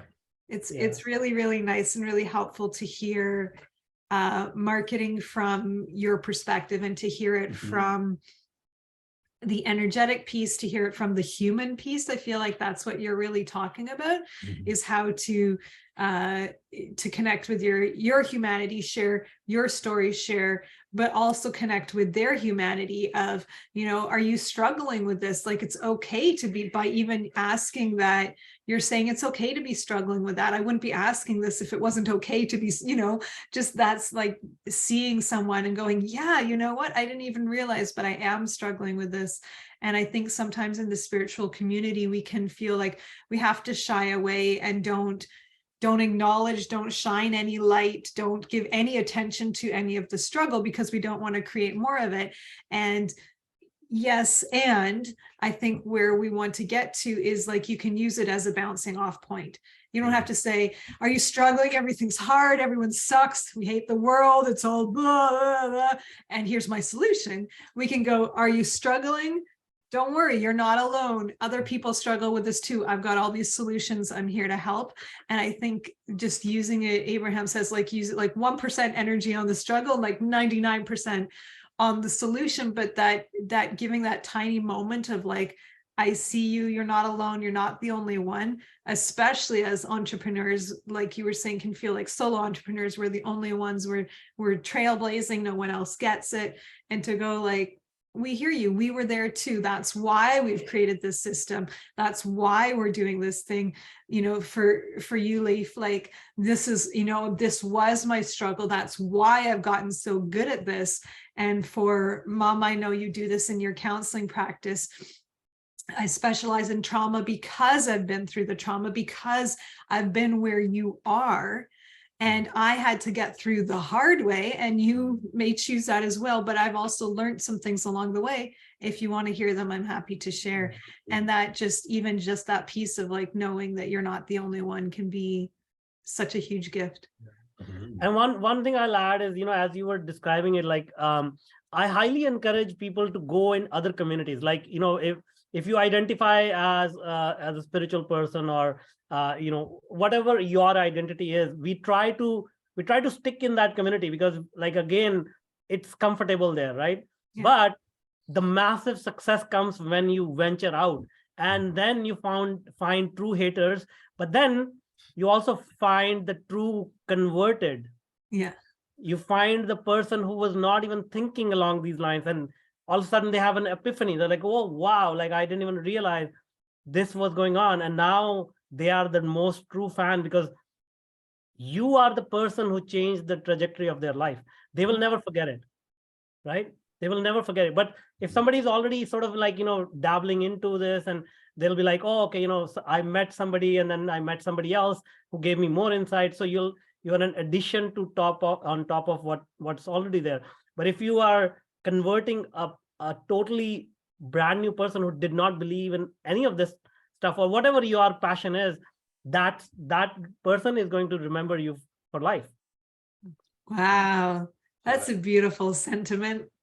Just to think about that, to think about when we're reaching out, because like you were saying, Leif, it can be intense putting your baby out there, I need the right words, or I need to make the right impression or the right impact, and thinking about, like, yeah, maybe it's going to be the wrong thing, or it's not going to be so appealing to people, but what if this message I say at this time is the thing that actually converts somebody, as you were saying, that actually helps people go from one reality to another reality of like this whole new possibility. And what an exciting idea to embrace. And kind of, I've heard that you were saying you used to be shy and not so social, Manuj, and one of my early teachers, he said every time he went to any event, and he was very good at going out there and networking, connecting, meeting new people. And he said, I used to be very shy as well. And I just, every time I would be getting dressed, I'd be getting out the door, and I'd be thinking to myself, what if I meet my next best friend? What if today I meet my next best friend at this event? And that's the energy he was coming in with. And I love this idea, thinking every time we're posting, every time we're putting our message out into the world, what if this is the piece that is really like that conversion piece for somebody? When that exactly just feels so exciting. Yeah, because I come from like this hardcore engineering software background, right? And when I got into like, because I went into meditation, and I've done plant medicine and all that. So when I started incorporating these concepts and marrying them with technology, by the way, and incorporating that into how we build software and how we manage teams, and people were like, man, you've gone crazy. I'm like, okay, well, I mean, just give me some time, let's look at the results. And then when you see that the projects are getting done faster, there's like millions of dollars being generated and all that stuff, then people say, oh, there's, now I see it. But some people say, again, 50% of them will agree, 50% will not agree, and that's okay. But then that's when you those 50% who agree with you, they keep coming back for more and more and more. Love it. Okay. Wow. Woohoo. I have a prompt, if Manuj, if you wanted to, you say you have a hard time containing yourself. I would love to hear you kind of like tangent and ramble and whatever comes up, but a prompt that I would offer is how you view the trajectory of how marketing has changed in the last like 10 years and what the next 10 years might be, because there's such a changing field, particularly with technology. And I understand that meeting people, whether it's in person or on Zooms, is a huge part of that. But how do you see that changing in general? Well, as I said, like, the key difference is in the last 10 years, the amount of data that is generated on daily basis has gone up exponentially. So I think at this stage, the amount of data that exists in the world, it is doubling every 6 months to 1 year every. Wow. And just about like 50 years ago, it used to take like a century to double. Right. And if you go further back, like it used to take like centuries to double the amount of information that we're collecting. So you can literally picture yourself, all of us floating in the ocean of information. Okay. And now as a small business owner, you are a droplet in that ocean. So that's the reason why it is become so much more difficult, exponentially more difficult to get noticed, because everybody and their dog is yelling, oh, I'm offering this, I'm offering this, I'm offering this.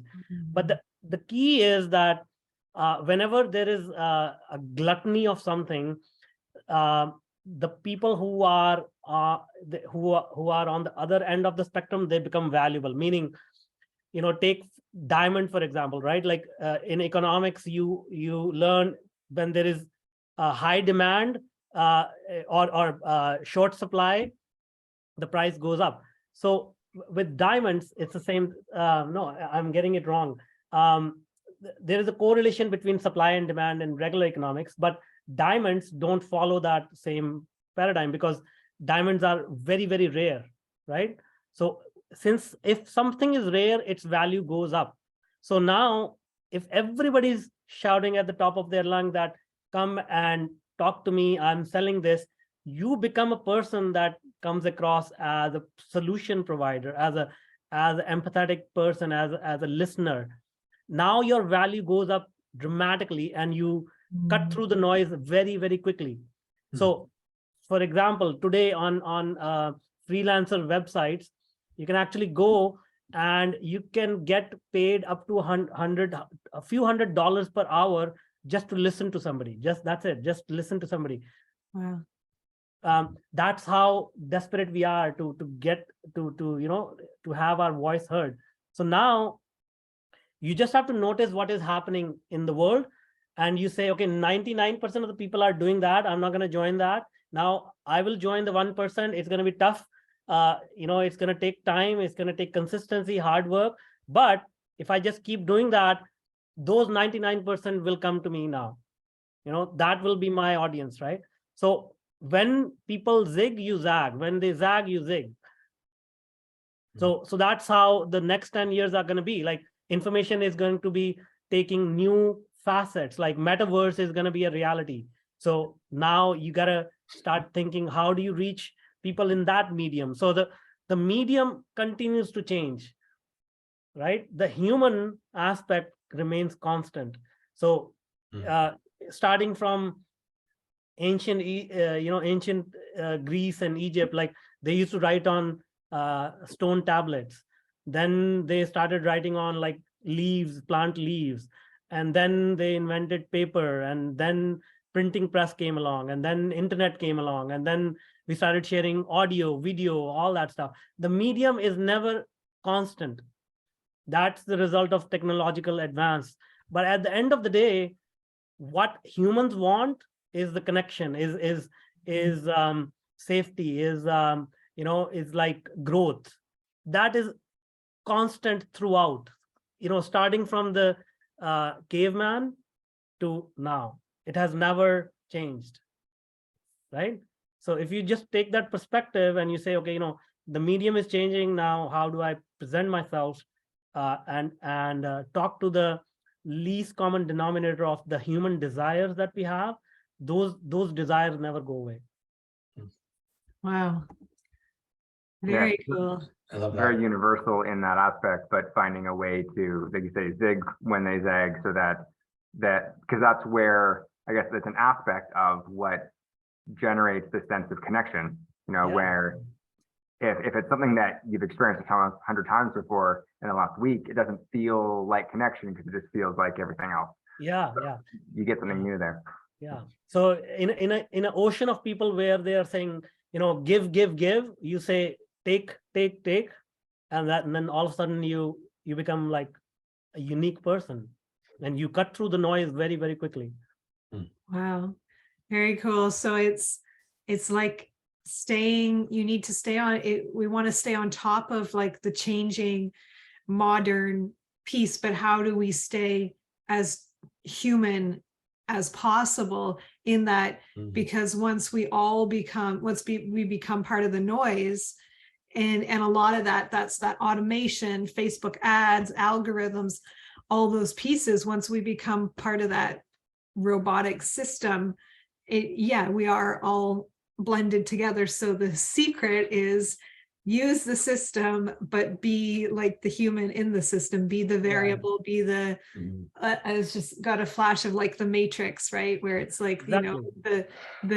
be the humanity in the machine. Yeah, it is a matrix. I mean, I'm an AI expert, and I sometimes smirk at people who say we are in a simulation, but at the end of the day, even experts are saying, talking about, oh, we are in the matrix, because it feels like it, and it is somewhat of a matrix because we create it on ourselves. Like as a society, we create the matrix. We say, oh, you don't step out of the line. If you step out of the line, I'm gonna cancel you. I'm gonna point a finger at you. I'm gonna laugh at you, and we're like, okay, I'm not gonna. I'll just blend in, right? I'll just blend in. But then when you realize that nobody wants to blend in, and everybody's just scared of somebody unknown, and if you just stand out, if you stand out enough consistently, people start to appreciate you. Because like if you go I started becoming active on social media like 3 years ago, and people were laughing, the things that I said online. I was like, okay, whatever, I don't care. This is what I think, whether you like it or not. And now, when you do this consistently, month over month, then you start to build some community around you that really think like you, right? And then that's how you cut through the noise. And that's what's going to happen in 10 years. That's what's going to happen in 20 years, 30 years. It's going to continue to do that. Now, this is what, if you want to get even more deeper into it, with AI, what will happen is, so human evolution and technology has worked hand in hand to increase our capability. But everything so far we have invented, it has been to enhance our physical ability. Meaning we can lift heavier weights, we can go faster in a car, we can, print more books, and we can do all of these things. But so far, AI is the only technology. This is the first time in human history when we are able to enhance our cognitive abilities, right? Before that, everything that has been invented, it was for physical abilities. So moving forward, what will start to happen is as AI start to fuse with our mind, and practically it has already fused with our mind already. So you can imagine a world where we are like almost telepathically communicating with each other. So the ads are not going to be on Facebook. The ad is going to be like from your mind to somebody else's mind. Wow. So cool. Very, very cool. Wow. I'm excited for our future. Yeah, it's going to be wild to see. Very, very cool. So cool.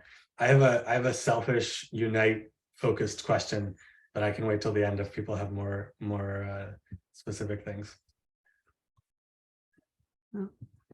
No one, no, maybe it's good time. Yeah, I think so.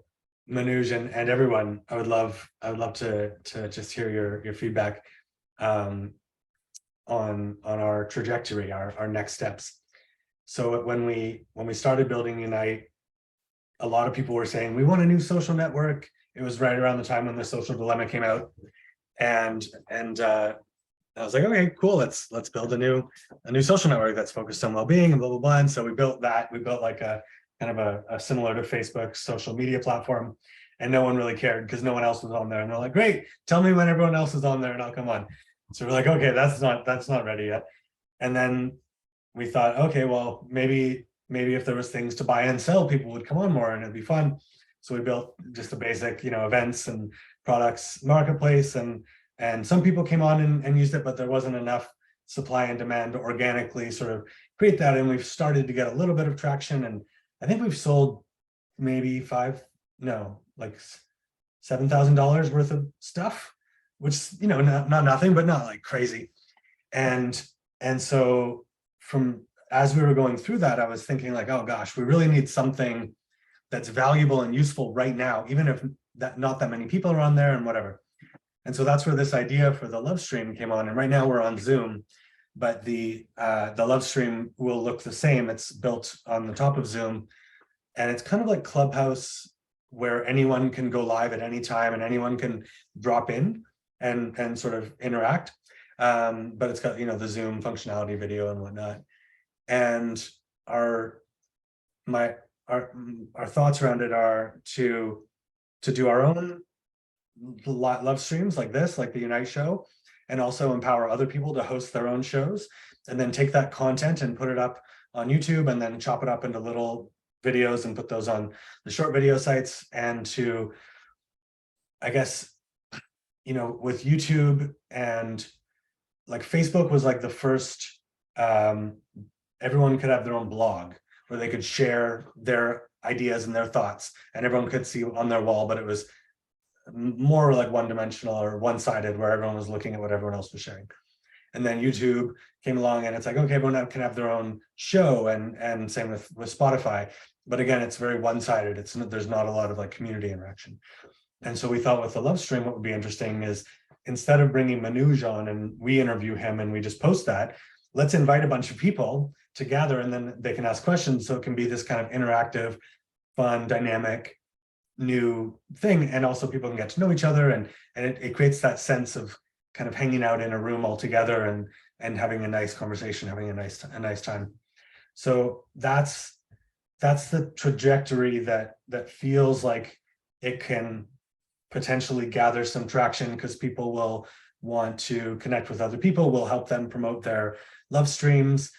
Also, people can get notified. So what Clubhouse did is, at the beginning, there was only one room, not multiples. There was one room, and that's what we have right now, just one room. You can't have two at a time.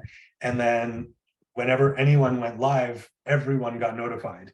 And so it would just kind of blast out. And so at least like one or two people would come to every room. I think, you know, they were like 5,000 people when they got their first funding and things started to really take off. Need a headlight? Okay. Kristall broke her toe, so she's having to hop. Love her. So that's the basic trajectory that I'm thinking, and just love your feedback, Manuj, but also everyone else. Like, is that something that feels useful and fun, and would you use it? And just I'm doing what Manuj told us to do. I'm talking to people. So this is what I will say, right? Like, you know, as humans, we have the tendency to think that others think the same way as we do. So unite and love is what you are passionate about, but most people may or may not be passionate about that. So what you want to do is, you know, when you go to the superstore, you can find hundreds of toothpaste there, but you pick a specific toothpaste and you don't even know what is in the package. You pick the toothpaste based on the packaging. So in this world, packaging is more important than the product. Okay, so remember that in marketing, packaging is more important than the product. So when you want to package the product, you want to attract the people using what they already want. So most of the people want to make money. Most of the people want to be famous. And these are like very basic desires. And these desires are so strong within all the humans that it forces us to take action. The subtle higher level desires like love and unity and whatnot, they only become strong when the base desires are satisfied. So what you want to do is you want to wrap the higher level desires into packaging of lower level desires and say, by the way, we are hosting, show your product, thing where you, like a trade show where you can come and display your goods. And by the way, you will, get these incentives. Now you are talking to their desires that will push them to take action. Clubhouse became famous because they invited super celebrities to join first, and our desire as humans is to interact with celebrities. So you see, like, you need to look at what humans desire and package your product in that. And then once they are in, believe me, nobody cares. They are happy. People are happy to buy the product, the package. They don't really care what is inside the product. Trust me, they're just happy to buy the product, the package. And but when they find the product this is beneficial to them, they become even more in love with that, because the package, like, why do you think before Apple launched their iPhone, do you remember how you used to buy your phones? What kind of packaging it came in? It was like a regular, like, you know, like you just throw away the packaging, you know, when we used to buy Nokia phones and whatnot, if you remember. But when Steve Jobs came, he said, this iPhone, when they open the package, it needs to be an experience in itself. Yeah. So that packaging was a unique way to package a phone, even though everybody knew the package is going to be thrown away in half an hour. But that's talking to our reptilian brain. You see? So yeah. We were having a brainstorm the other day and thinking about different love streams that we could host, and the one that felt really interesting was around relationships. And so our next week one is kind of a relationships love stream, but also like a singles meet and greet. So we're talking to that part of people that wants that connection. Yeah, exactly. Yeah. And then also hosting something that's educational, and we'll have some relationship coaches on there, and it'll be fun. So yeah, that's very interesting. Oh yeah, I like the idea of doing like a trade show. That we could just do that every month, just a big trade show for all the people who are offering stuff on Unite. They all get a chance to share what they're doing. I love it. Yeah, and then you can say, hey, you know, bring a couple of friends, because everybody who's presenting will want to showcase it to their friends and family as well. So you can say, hey, you can display your goods for free, and then bring a couple of friends, and you know, and then the other thing that works really well is prizes. So you can like do a door prize and say, hey, you know, you'll win this. So these are like, that's so fun. You know, treat people as they are like 10-year-old, and you'll really find so many insights.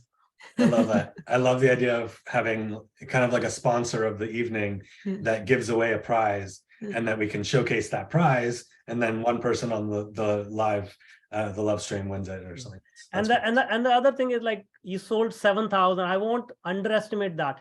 You should share that. You should start talking about it and say, you know, where else are you going to find a community where you can sell thousands of dollars of products without doing any marketing? That's not, we should never, ever underestimate the achievements that we have already, the milestones that we have already achieved. Even $1, you know how many startups die without earning $1? Yeah. Even if they have millions and millions in funding, even if they have millions, because I've been part of many startups, they had tens of millions of dollars, never made $1, never made a penny. Yeah, it's cool. We made our, sorry, I see you, Melanie. Well, 1 second. We made our jump in from sort of regular life, you know, working jobs or doing whatever, to entrepreneurship, and we just sold event tickets, and we hosted events, and that was our jump into full-time entrepreneurship. And then what was interesting is that most of the money has actually come from us taking events that other people post on Unite, creating our own event on Facebook and marketing it the same way we marketed our own events. And with one of them, we sold $1,200 worth of tickets in 2 days. And it was just like, wow, okay, this is cool. Like we're giving this stuff. You should make a case study out of that, and then use that to invite people. And you will see when you use that as your initiating conversation, you'll get a much better response. I love that. Beautiful. Melanie, please, you've been waiting. Hi, everyone. Thank you. Thank you. So actually, with you guys mentioning how packaging is more important than the product, I thought maybe I'd share that.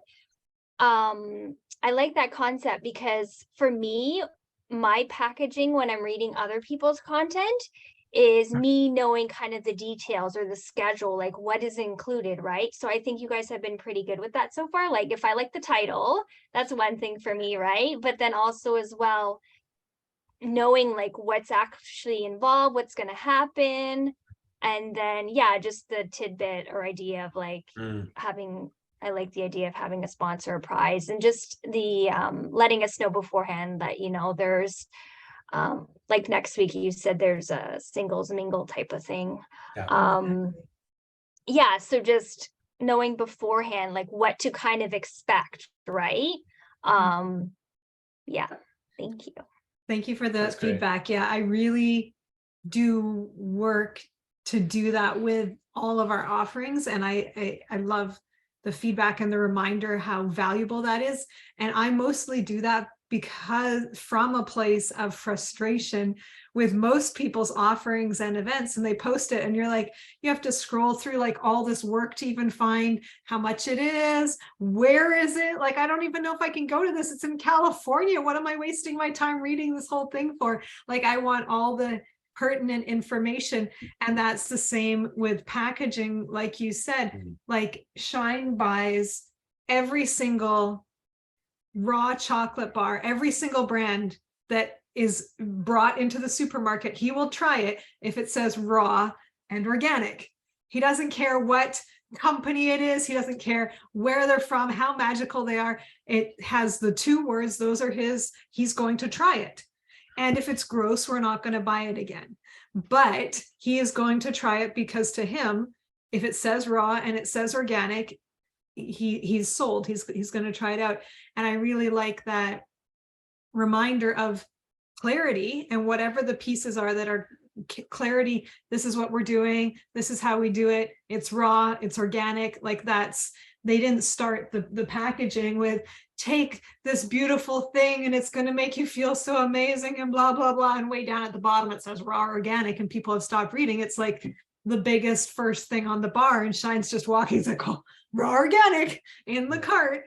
And half the time, like I don't even think he bothers to read all the way through, or once we like it. And then we're like, okay, now let's actually, now that we know we like it, let's learn more about this company. Let's learn more about this brand.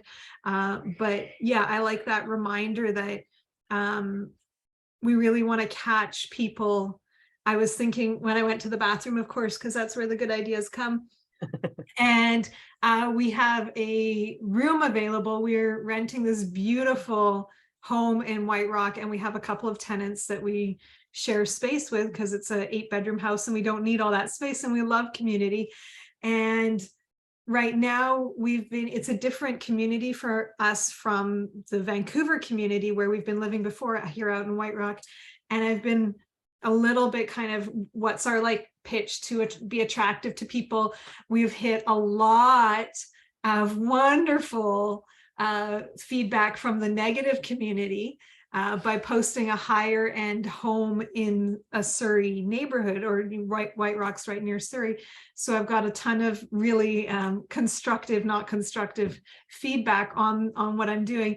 And in the bathroom, I was just thinking, like, what's the problem that we're really solving, or what's the message?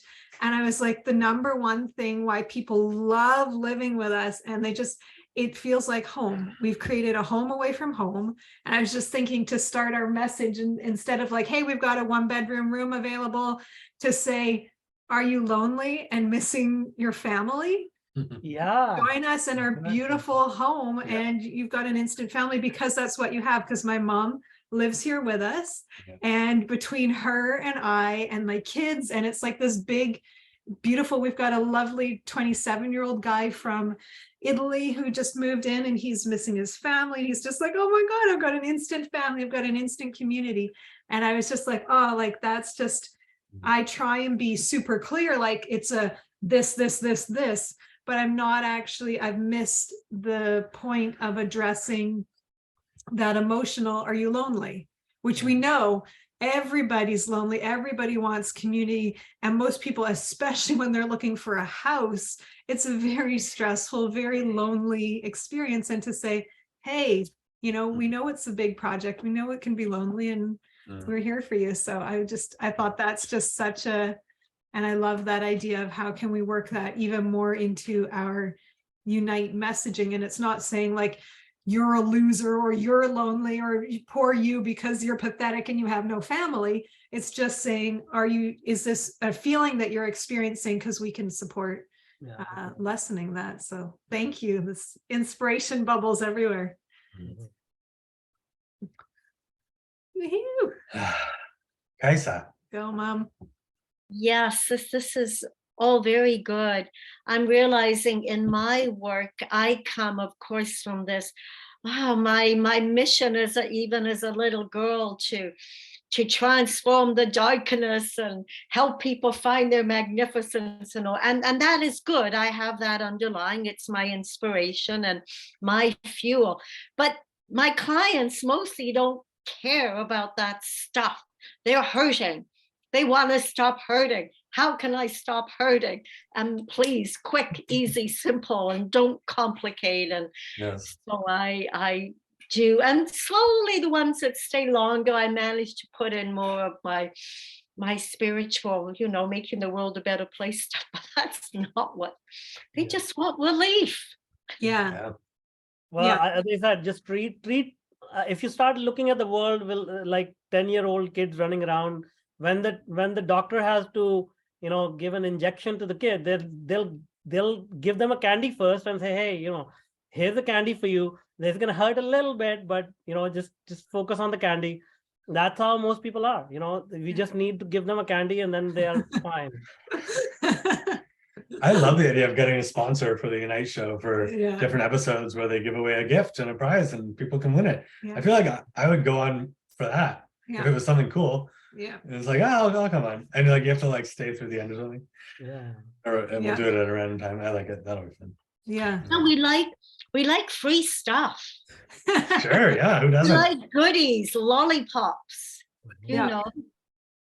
When unique opportunities, particularly when they're the framing or the packaging of a thing that can be offered as a prize or whatever else is, I don't know where else I'd find that, or I've been wanting that thing and I haven't been able to get it for whatever reason, like those especially. But like, so that's not the exact example, but like part of what really made me ensure that this was in my calendar, then I showed up tonight, was the framing, the titling around like marketing and imagining marketing combined with the kind of the magical aspects of the law of attraction. And people like, I'm wondering how they're going to put these together, because I know that these are two different themes. And so we're having a like grounded conversation that includes, how are we showing up in the world? So that's definitely a piece that I would continue like looking for in terms of what are the unique pieces that I can really look forward to and whatever the next live stream is, or and a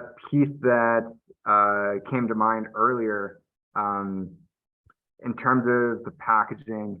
So I noticed something, Kristall, you shared this story about having taken someone's event and then just put it on Facebook, and you kind of just made it sound normal. You're just like, I just did the thing and I just put it on Facebook, and we go, and that was kind of cool, but whatever. And to me, that's like, wow, okay, so in attracting people to this community, which is really, it's all about critical mass for it to be, the thing that we want it to be. The thing that attracts is, there's something here that you consider almost normal, that's a value out of, like, whether it's a product or an event, there's a skill set that you have of packaging something in a way that maybe others don't have. And that can be ultimately, that can be an upsell, but especially in terms of building the community, like if that's just a bonus of like, come post it here and we'll help market it because that's a win-win, hell yeah. And down the road when everything's, when we've scaled, then it's like, okay, now this is just the thing that like you can opt in as a vendor on this site to have the magical zhuzh on your packaging here. Beautiful. Interesting. Yeah, I keep thinking, and Shine does such a good job of listening to podcasts, and I think Masters of Scale he listens to a lot. And we've done a lot of learning from Airbnb, especially because their model is so close to what we want to do. And they've done it so well and so effectively, where I remember when I was young and you were looking for a place to stay and you went on Craigslist and you went on Travelocity and you went on all these different places to find a place to rent, right? And now in the last, I don't know how many, 5-10 years, nobody goes anywhere except Airbnb. You don't, like, it's a word, it's not even a brand, it's like a thing, it's like Googling it, you Airbnb it, like you don't, like, it's a thing now. And we really want to follow their example. And what a lot of us think, oh yeah, Airbnb put their site up and they were successful. And we've done so much learning about what the guys did, what the founders did. And basically they did a couple of things. Their early users, they went to their house and they're like, what, like literally went to their apartment and like, how can we make this work for you? How can they talk to them? And then on the other side, they took every listing on Airbnb and they cross-posted to all the other sites.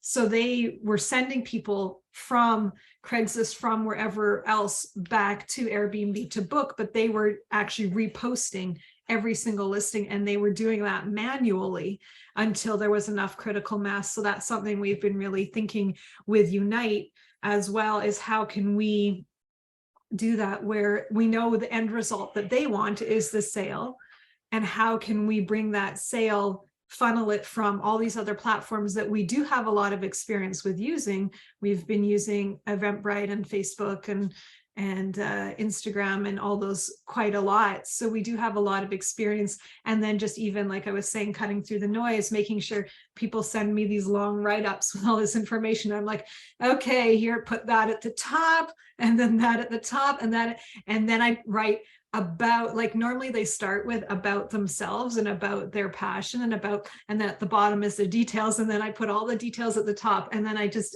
put about the presenter, about the speaker, and then, all their stuff is underneath. But that's only after you're sold. After you've gone, yep, I can attend it. It's in my city. I'm available that day. It's in my budget. And yeah, I'm interested in the title. That's what got me here first. And now I'm sold. Now I maybe want to read more about who they are. And I know those are things that we've just learned over 5 years of hosting a couple hundred events, that, it really, people have, like Manuj said right at the beginning, seconds worth of energy and focus for you. And if you're not getting the information to them right away. So yeah, so that really is our goal. My rambly about way to say that we really do whatever we want to do, whatever it takes right now to really help people the way we see Unite helping them organically. In the future, we're going to do it with the legwork and the manual piece as much as possible right now to really prove the concept to kind of show people like there is a desire for what they want. And that was the piece that with our events, we always sold tickets, but we always had to really pound the pavement to get the ticket sales. And what we found is consistently people be like, you did that event when? I was totally available. I was looking for something to do. How did I not see it? And we're like, I don't know. We sent it here, we sent it there. We thought we did everything, and they still didn't see it. And they said they wish they had seen it. And that really showed us that it wasn't that. And what we found consistently is we could have sold more tickets most of our events, except the few that really sold out. We always, did well, but if we had sold that extra 20, 30, 100, would have been where it was a huge success for us financially, especially. And that was a reminder of, oh, it's not the concept. It's not people don't want to come to the event. It's not the wrong venue or the wrong write-up. It was simply that they didn't see it. They didn't get the information. And so I think that's an interesting piece, like Manuj was saying, with this information age where there is so much out there, but then exactly like you were saying, with so many restrictions, Facebook shows people what they want, what Facebook wants to prioritize in the way Facebook wants to show it. And we appreciate Facebook as a platform, but it is not it's not doing what we want for us, it's doing what Facebook wants for Facebook. So that was really the inspiration behind Unite, was wanting to create a place where people could see what they wanted to see based on what they wanted to see. And they could say, I want to see more of this and less of this, instead of someone else deciding that.